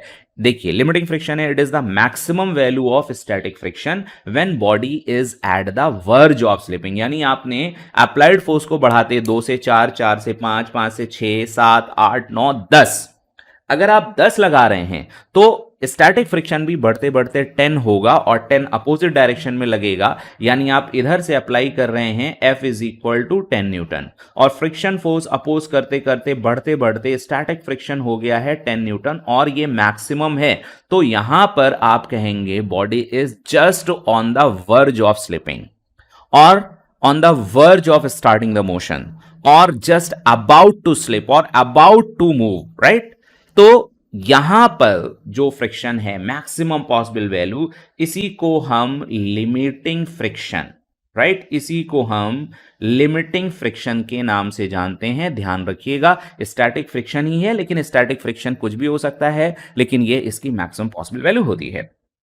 आई होप आप समझ गए। Limiting friction do not depend on area of contact, this is the most important thing. बच्चों को ये कंफ्यूजन होता है कि एरिया ऑफ कॉन्टैक्ट पे डिपेंड करता है बच्चों, but friction is 5 star point है, हो सकता है कहीं नोट कर लीजिए अगर पॉसिबल हो। Friction do not depend on area of contact, right, but depends on nature of contact, smoothness, roughness, इस पर डिपेंड करता है। एरिया, कम एरिया कांटेक्ट में है, ज्यादा एरिया कांटेक्ट में है, इस बात पर डिपेंड नहीं करता, नहीं करता, नहीं करता, याद रखिएगा इसको। Next is the kinetic friction. Kinetic friction क्या है? It is an opposing force again that comes into existence when one object is actually moving over the surface of other object, right? So ये kinetic friction है, इसको आप F के कहेंगे जब motion start हो गया, राइट। एक बार आपने 2 न्यूटन फोर्स लगाया, 10 न्यूटन तक लगा, बढ़ाते गए, बढ़ते बढ़ते वो पहुंच गया 10 न्यूटन, लेकिन जैसे ही आपने 11 न्यूटन किया, अब फ्रिक्शन फोर्स उम्मीद नहीं छोड़ेगा, वो 10 न्यूटन लगेगा, अपोज करता रहेगा, लेकिन क्योंकि अप्लाइड फोर्स आपका ज्यादा हो गया है तो अब बॉडी मूव करना स्टार्ट कर जाएगी। तो जब मोशन स्टार्ट हो जाता है उस वक्त जो फ्रिक्शन लगता है, right, that is known as the kinetic friction. और ये लिमिटिंग फ्रिक्शन से थोड़ा सा कम हो जाता है। जो काइनेटिक फ्रिक्शन होता है थोड़ा सा कम हो जाता है, किससे? मैक्सिमम वैल्यू, यानी जिसको हम लिमिटिंग फ्रिक्शन कह रहे थे, इससे थोड़ा सा कम हो जाता है। ध्यान रखिएगा, काइनेटिक फ्रिक्शन को हम F K is equal to mu के इंटू एन, ये कोफिशिएंट ऑफ काइनेटिक फ्रिक्शन है, बहुत थोड़ा सा कम होता है, मुश्किल से 4%, 5%, बहुत हद है, बहुत हद है तो 5% तक, right. So object is actually moving over the surface of the object, then the friction force is known as the coefficient of friction. Mu के coefficient of kinetic friction कहलाता है। R को normal reaction, या यहाँ पर R कह सकते हैं या N कह सकते हैं, normal reaction। अब kinetic friction दो तरह का होता है, sliding, जब एक बॉडी दूसरी बॉडी पर स्लिप कर रही है, राइट, ये इसके ऊपर स्लिप कर रही है तो यहां स्लाइडिंग है। रोलिंग का मतलब है कि इसके बीच में आपने कुछ व्हील लगा दिया है या रोल्स लगा दिए हैं, अब ये बॉडी इस पे मूव करेगी तो ये रोलर्स इसके ऊपर घूमेंगे। यानी आपने क्या किया, एक टेबल ली और टेबल पे बहुत सारे पेन रख दिए या पेंसिल्स रख दी, राइट, और पेंसिल के ऊपर आपने एक बुक रख दी। अब आप इस बुक को मूव कराओगे तो बुक इसके ऊपर चलेगी तो ये पेंसिल्स यहां से रोल होंगी। So this type of friction is known as rolling friction. Rolling friction sliding friction से बहुत ज्यादा कम होता है, बहुत ज्यादा कम होता है, राइट, रोलिंग फ्रिक्शन। इसीलिए हम व्हीकल्स में व्हील यूज करते हैं, right, therefore it is easier to roll a body than on a slide, right. चलिए, अब यहां पर ग्राफ अप्लाइड फोर्स और फोर्स ऑफ फ्रिक्शन का, that is the very much important, ये बहुत बार पूछा गया है इससे रिलेटेड। अब देखिए, इसको एनालाइज कर लेते हैं। यहां पर वर्टिकल वाई एक्सिस में फ्रिक्शन फोर्स की वैल्यू दिखाई गई है कि फ्रिक्शन फोर्स किस तरह से बढ़ेगा। यहां पर 0 0 0,0 का मतलब कि इस एक्स एक्सिस में आपने अप्लाइड फोर्स दिखाया है कि जितना फोर्स आप अप्लाई कर रहे हैं ये अप्लाइड फोर्स है, इधर कैपिटल एफ है। और अपोजिट डायरेक्शन में you can say this is a friction force which is acting opposite to the applied force, right, direction of applied force. तो अगर हम अप्लाइड फोर्स 0 रखते हैं तो हमारा फ्रिक्शन फोर्स भी 0 होता है। This is 0, applied force is also 0 when that is friction force भी 0 होगा। अब जैसे जैसे आप अप्लाइड फोर्स को आपने बढ़ा के 1 न्यूटन किया तो फ्रिक्शन फोर्स भी बढ़ के 1 न्यूटन हुआ। अप्लाइड फोर्स को बढ़ा के 2 न्यूटन किया, फ्रिक्शन फोर्स बढ़ के भी 2 न्यूटन हुआ। अप्लाइड फोर्स बढ़ा के 3 न्यूटन किया, फ्रिक्शन फोर्स बढ़ के भी 3 न्यूटन हुआ। अप्लाइड फोर्स को आप बढ़ाते जा रहे हैं, देखो स्ट्रेट लाइन है 45 पे, यानी दोनों इक्वल होंगे, राइट, 45 है क्योंकि ये दोनों इक्वल होंगे। अब बढ़ते बढ़ते आपने अप्लाइड फोर्स को कर दिया यहां सपोज 10 न्यूटन, तो ये लिमिटिंग फ्रिक्शन भी बढ़ते बढ़ते मैक्सिमम हो गया 10 न्यूटन, राइट। तो जो मैक्सिमम वैल्यू है that is known as the limiting friction. यहां पे देखिए, ये जो फोर्स है इसको हम एफ लिमिटिंग, ये स्टैटिक फ्रिक्शन ही है।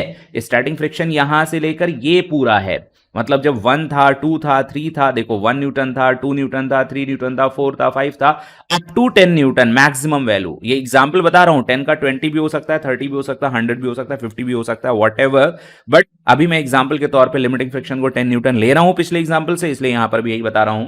तो अगर स्टैटिक फ्रिक्शन आपका 10 न्यूटन होता है तो ये मैक्सिमम बढ़ते बढ़ते 10 न्यूटन तक ही होगा। और फिर मोशन अभी स्टार्ट नहीं हुआ है तो जो मैक्सिमम वैल्यू है that is known as the limiting friction.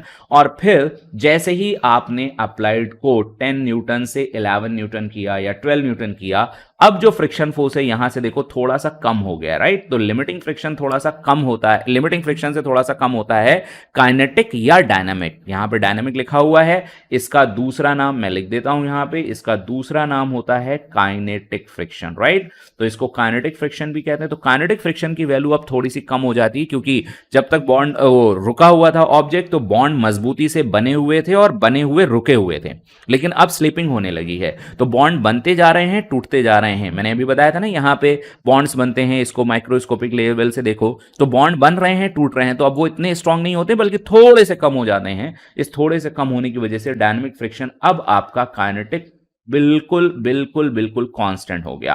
और वो कितना होता है kinetic? That kinetic is now you can say mu K is F K is equal to mu K into N, N is the normal reaction, right. ये था आपका static friction जो कि लेस और इक्वल टू, इसको आप कह सकते हो म्यू एस इनटू एन। और ये था आपका लिमिटिंग फ्रिक्शन जो कि मैक्सिमम वैल्यू थी। तो लिमिटिंग फ्रिक्शन जो एफ एस स्टैटिक फ्रिक्शन की मैक्सिमम पॉसिबल वैल्यू होती है वो होती है mu S into N. I hope ये सारी बातें आपको समझ में आ रही हैं बिना किसी परेशानी के, बिना किसी नुकसान के, और आप ये सारी चीज समझते जा रहे हैं। आपको जो चीज ऐसी लगे कि हाँ ये बिल्कुल नई चीज़ है और मुझे पहली बार देखने को, सुनने को, समझने को, जानने को मिल रही है। मुझे अभी तक ऐसा किसी ने नहीं बताया, नहीं पढ़ाया, नहीं समझाया, मैंने नहीं देखा है, ये फर्स्ट टाइम दिखा है, तो आप उसको प्लीज़ अपनी कॉपी में नोट कर लीजिए, उसको 2-3 बार रिवाइज़ ज़रूर करिएगा। आई होप आपको ये ग्राफ समझ में आ गया होगा। चलते हैं आगे, ध्यान से सुनते रहिए, हेडफ़ोन लगा के रिलैक्स होके आँखें बंद करिए। आई होप मेरा हर एक वर्ड आपके दिमाग में बहुत ही अच्छे से उतर रहा होगा, दिल में भी उतर रहा होगा और आपको याद रहेगा। इसको आप 3-4 बार सुनेंगे तो आपको ये सारे फॉर्मूले याद होंगे, लेकिन आपको प्रैक्टिस करना ज़रूरी है, तो इसके क्वेश्चन भी ज़रूर देखिएगा। क्वेश्चंस के अलग वन शॉट्स पड़े हुए हैं जिसमें सिर्फ क्वेश्चन है, थ्योरी नहीं है, थ्योरी के लेक्चर्स अलग हैं, और प्रैक्टिस सेशन जिसमें सिर्फ और सिर्फ क्वेश्चंस किए गए हैं वो अलग हैं। तो आई होप ये बात आप समझेंगे। आगे बढ़ते हैं। That is all about the static friction, as you can say. What is this? Static friction coefficient, जिसको आप म्यू कहते हैं, वो मैक्सिमम इंटू एन होता है। ये चीज मैंने आपको पहले बताई है कि स्टैटिक फ्रिक्शन 0 से ज्यादा या इक्वल या लेस और इक्वल टू म्यू एन होता है, और फ्रिक्शन स्टैटिक की डायरेक्शन अप्लाइड फोर्स के अपोजिट होती है, इसलिए वेक्टर में यहां माइनस लगा है। और एफ एस मैक्सिमम, जिसको लिमिटिंग फ्रिक्शन कहते हैं, वो म्यू एस इंटू एन होता है। आई होप ये सारी बातें आप अच्छे से समझ रहे हैं, बिना किसी नुकसान के, बिना किसी परेशानी के, राइट?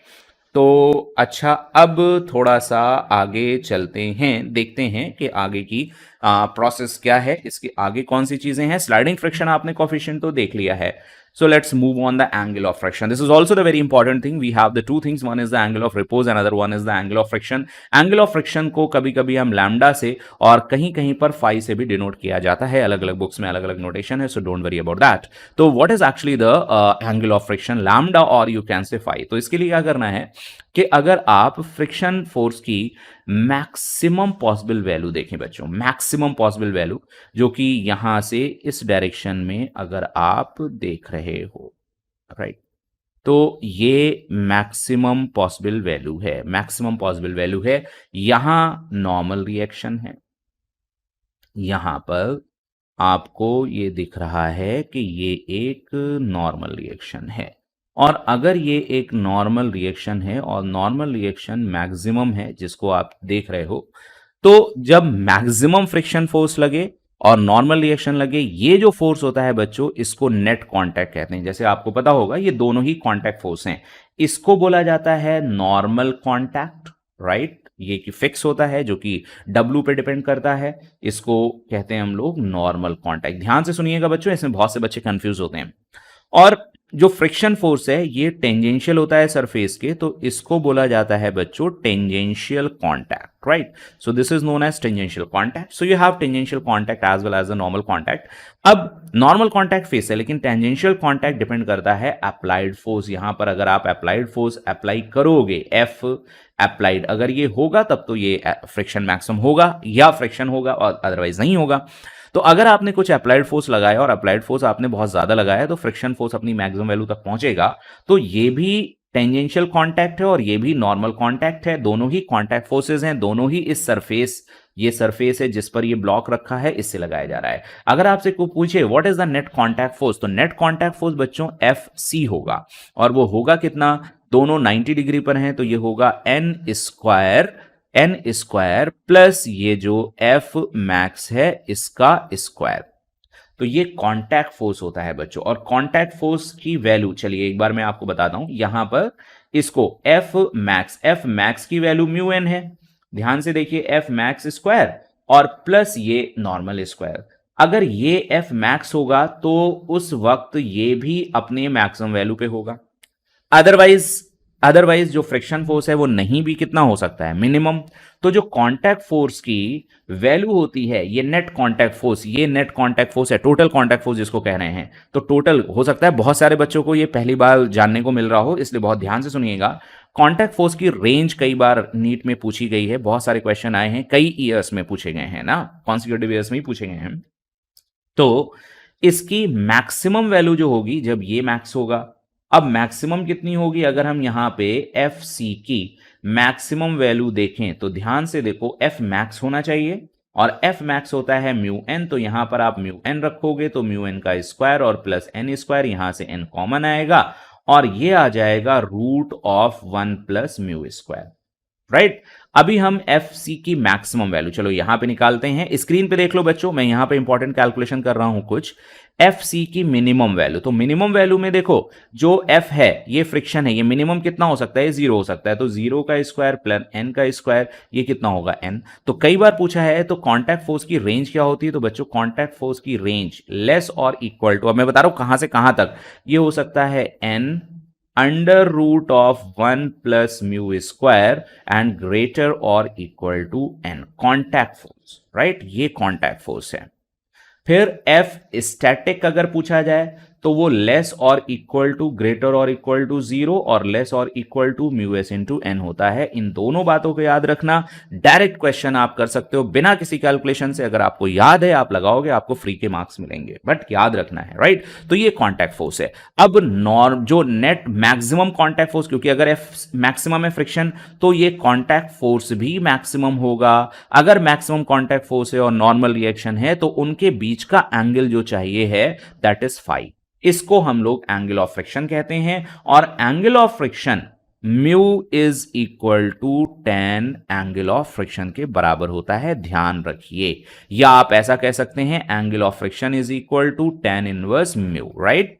ये चीज यहां से ध्यान रखना है। और यहां से ये tan is equal to mu N आई थी, यहां टेन लैम्डा, लैम्डा भी कहते हैं जैसे यहां पे लिखा हुआ है एंगल ऑफ फ्रिक्शन को, तो वो म्यू एस के बराबर होगा। ये चीज याद रखिएगा, काम आएगा आपके, राइट।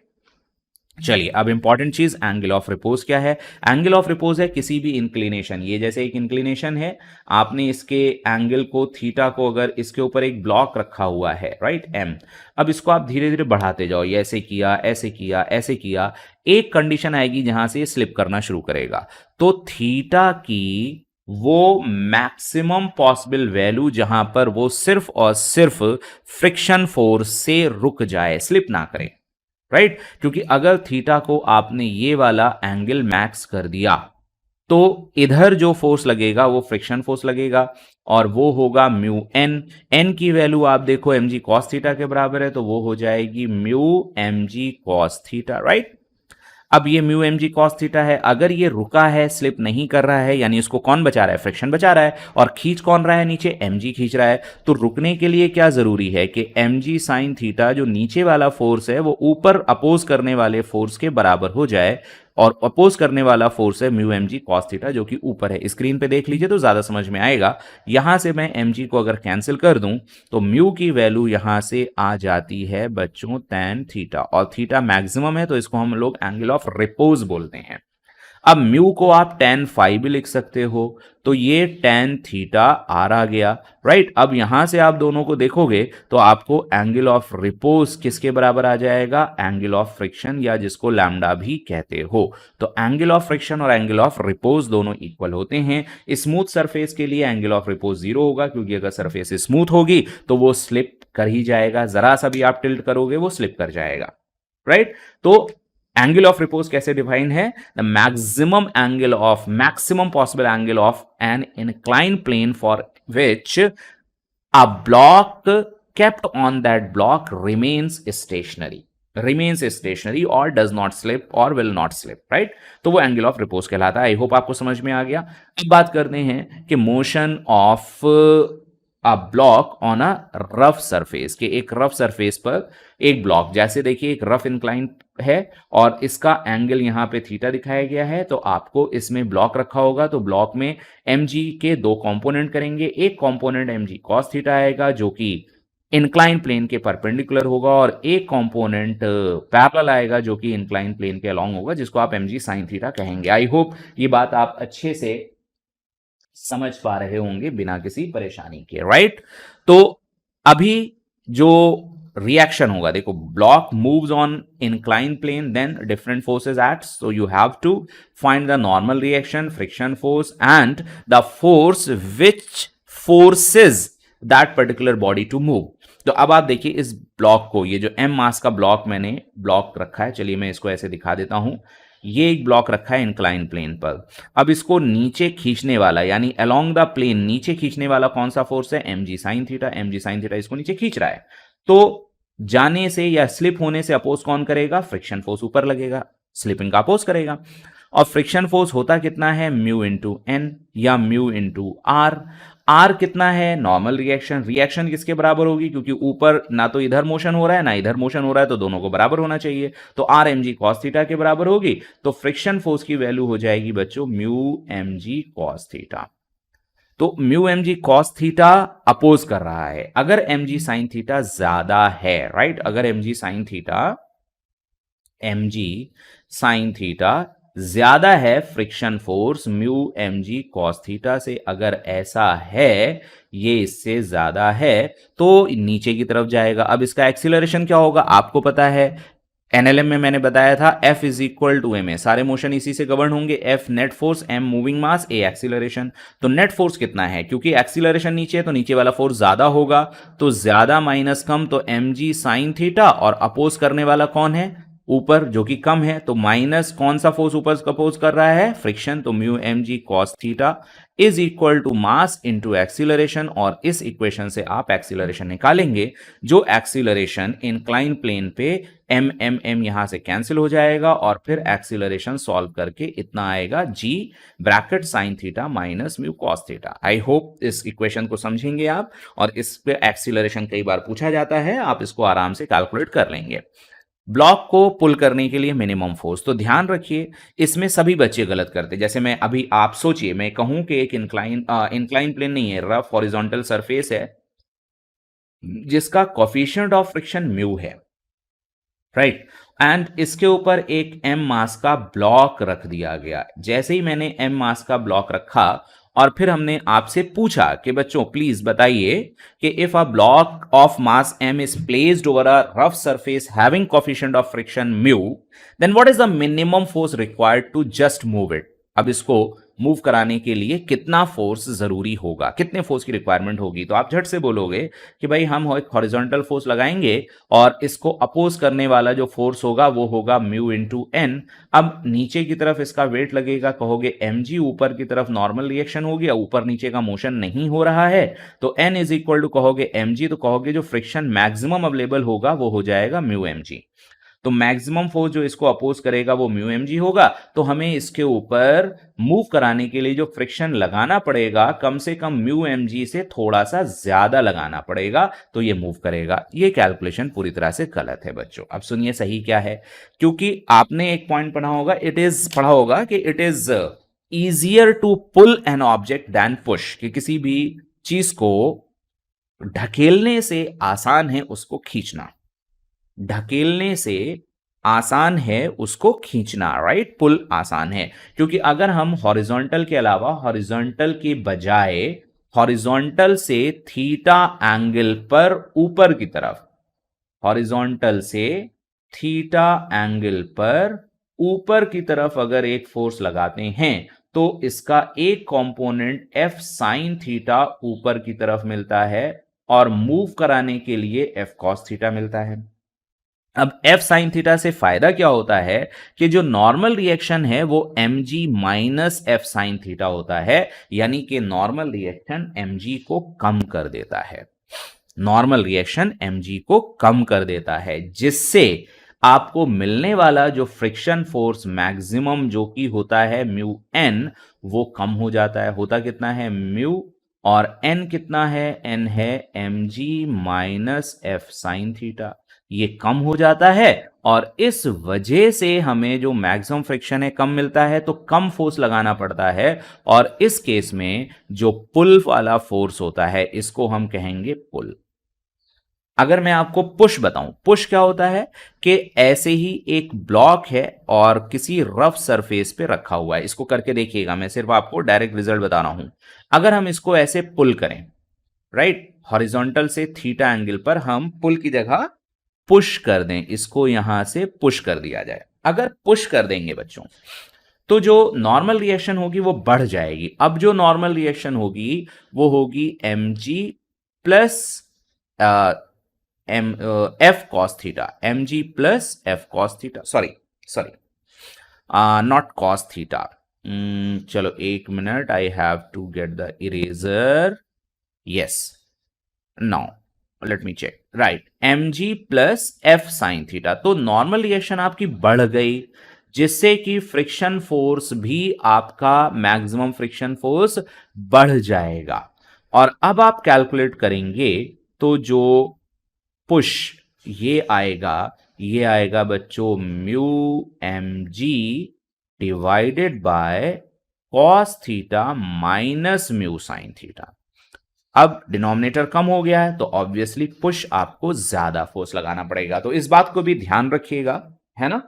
तो ये भी पूछा जाता है, तो जब भी हमें मिनिमम फोर्स की जरूरत पड़ेगी तो हमें पुश चाहिए, और वो मिनिमम फोर्स होता है, आप इसको कैलकुलेट करेंगे, राइट, तो ये वैल्यू आ जाएगी F minimum mu M G upon root one plus, याद रखिएगा डायरेक्ट आप याद रखेंगे mu M G upon one plus root of one plus mu square, तो आपको काफी हेल्प मिलेगी। चलिए आगे बढ़ते हैं। अभी टू ब्लॉक सिस्टम में एक चीज और पूछी जाती है कि अगर एक ये वेज है और इसके ऊपर एक मास m रख दिया गया, तो बताइए हम इसको किस एक्सीलरेशन से मूव कराएं कि जिससे ये m कैपिटल M के ऊपर स्लिप ना करे, राइट, उसी के साथ चिपका रहे, राइट, इसी के साथ स्टिक रहे और स्लिप ना करे।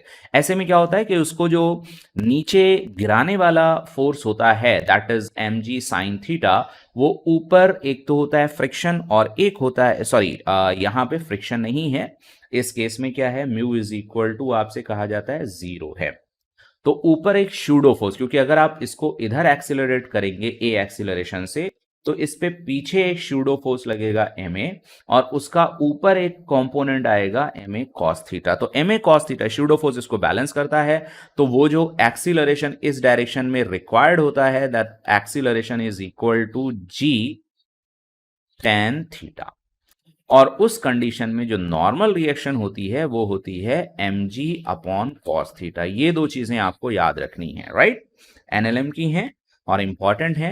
तो अगर हम इसको देखो किधर मूव करा रहे हैं, ध्यान रखना, अगर हमें इसको दो केस होते हैं, दूसरा भी बताऊंगा, एक केस है m does not slide down relative to wedge m, capital M के ऊपर स्मॉल m को स्लिप नहीं करना है, तो हमें इसको ऐसे ले जाना होता है a एक्सीलरेशन से हॉरिजॉन्टल, और एक केस होता है पहले वाले केस में एक्सीलरेशन होना चाहिए g tan थीटा और नॉर्मल रिएक्शन होना चाहिए mg cos थीटा। दूसरा केस होता है कि कितने फोर्स से या कितने एक्सीलरेशन से हम इसको ब्लॉक को मूव कराएं कि जिससे कि स्मॉल m जो ये ब्लॉक है ये फ्री फॉल हो, फ्री फॉल यानी इसका डाउनवर्ड एक्सीलरेशन g हो जाए, इसको बोला जाता है फ्री फॉल। कोई भी चीज जिसका एक्सीलरेशन g है वर्टिकली डाउनवर्ड, वो उसको कहा जाता है फ्री फॉल, और फ्री फॉल होने के लिए उसके ऊपर सिर्फ और सिर्फ फोर्स ग्रेविटेशनल फोर्स लगना चाहिए, ग्रेविटेशन के अलावा और भी कोई फोर्स उसके ऊपर अप्लाई नहीं होना चाहिए, ध्यान रखिएगा इस बात को, ग्रेविटेशन के अलावा कोई और फोर्स उसके ऊपर अप्लाई नहीं होना चाहिए। फिर से सुन लीजिए, ग्रेविटेशन के अलावा उसके ऊपर कोई भी और फोर्स अप्लाई नहीं होना चाहिए, राइट। तो अगर उसको ऐसा करना है तो हमें इस ब्लॉक को अब इधर मूव कराना पड़ेगा, कितने एक्सीलरेशन से, a एक्सीलरेशन से।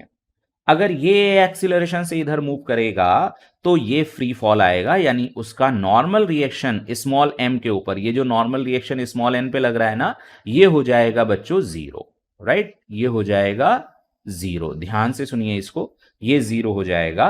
अब ये मास m g से नीचे गिरेगा, और इस कंडीशन के लिए a की वैल्यू होती है g cot थीटा, राइट, ध्यान दीजिए डायरेक्शन पहले से अब अपोजिट है, तो अगर ये g cot थीटा से आप इसको मूव करा देंगे तो स्मॉल m नीचे गिरेगा, उस कंडीशन में नॉर्मल रिएक्शन जीरो होगी, पहली कंडीशन में mg sec थीटा या mg अपॉन cos थीटा थी। तो ये भी एक इंपॉर्टेंट पॉइंट है बच्चों, ध्यान रखिएगा। अब इसके कुछ की पॉइंट्स हैं, पहला ये है कि airplanes always fly at low altitude, कम ऊंचाई पे उड़ते हैं, क्योंकि Newton's third law of motion से एयरप्लेन जो एयर डिस्प्लेस करता है उससे ही उसको अपथ्रस्ट मिलता है, और नीचे डेंसिटी एयर की हाई होती है जिससे उसको अपथ्रस्ट हाई मिलता है, ज्यादा ऊपर जाएगा डेंसिटी कम होगी उसको अपथ्रस्ट कम मिलेगा, तो वहां पर वो इतनी आसानी से बैलेंस नहीं हो पाएगा।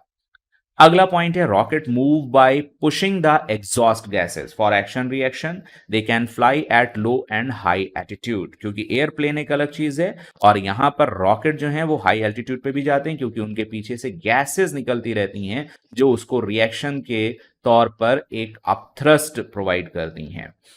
Pulling a lawn roller is easier than pushing, कि अगर एक कोई ब्लॉक है लॉन का रोलर है, अगर हम उसको खींचेंगे वो आसान होगा कंपैरेटिवली उसको पुश करने के, क्योंकि अपरेंट वेट और फ्रिक्शन दोनों ही बढ़ जाएंगे।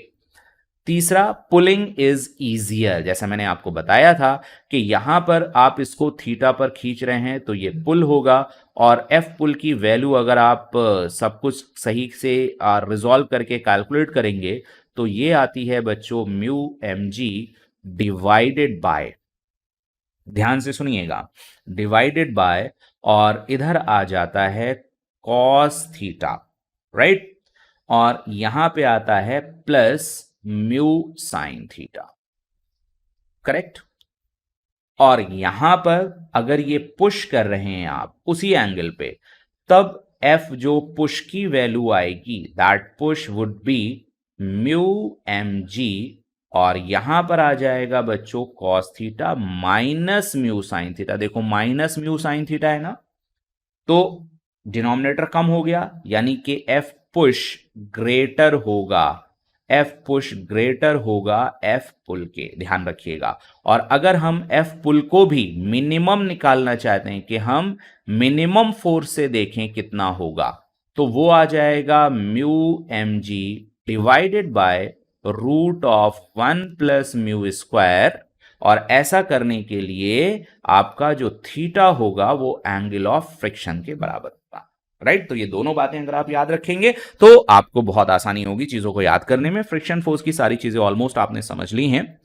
Now the last point is, ये भी कई बार ऑब्जेक्टिव में पूछा गया है कि walking on ice one should take small steps, right, कि जब भी हम आइस पे या स्लिपरी सरफेस पे, या आपके घर में पोछा लगा हो या फर्श गीला हो, बहुत ही स्मूथ फर्श हो, मार्बल फ्लोर हो और गीला हो, then you have to take the small steps to walk. आपको बहुत छोटे छोटे स्टेप लेके चलना पड़ रहा है, धीरे धीरे चलते हैं। ऐसा क्यों? स्लिपिंग को बचाने के लिए। ऐसा क्यों होता है कि जब आप स्मॉल स्टेप लेते हैं तो नॉर्मल रिएक्शन आपका बढ़ जाता है, जिससे कि फ्रिक्शन की वैल्यू आपकी ज्यादा हो और आपको बच जाए गिरने से, राइट।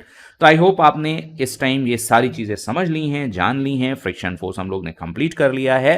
तो प्लीज इस वीडियो को, अगर आपने चैनल सब्सक्राइब नहीं किया हो तो बच्चों सब्सक्राइब कर लेना, क्योंकि ऐसे one shot video, formula book revision के, सिर्फ ऑडियो बुक जिसमें आपको देखना नहीं है, सिर्फ और सिर्फ सुनना है, ये सारी चीजें मैं आपको यहां से और भी सारे चैप्टर्स की दूंगा, राइट। सब्सक्राइब कर लीजिए एंड प्लीज अपने दोस्तों के साथ शेयर करिए, सब्सक्राइब करिए, कमेंट जरूर करिए, लाइक जरूर करिए, लाइक और कमेंट करना नहीं भूलिएगा, जिससे थोड़ी सी हेल्प मिलेगी। And please I need your all your help, okay, all of you, सभी की मदद चाहिए, सभी की हेल्प रिक्वायर्ड है चैनल को ग्रो करने में, जिससे कि इसमें बहुत सारा ऐसा कंटेंट मिलेगा। तो चलिए बच्चों, मिलते हैं अगले ऑडियो बुक में, तब तक के लिए all the best, bye bye and keep learning, stay healthy, stay awesome, all the best.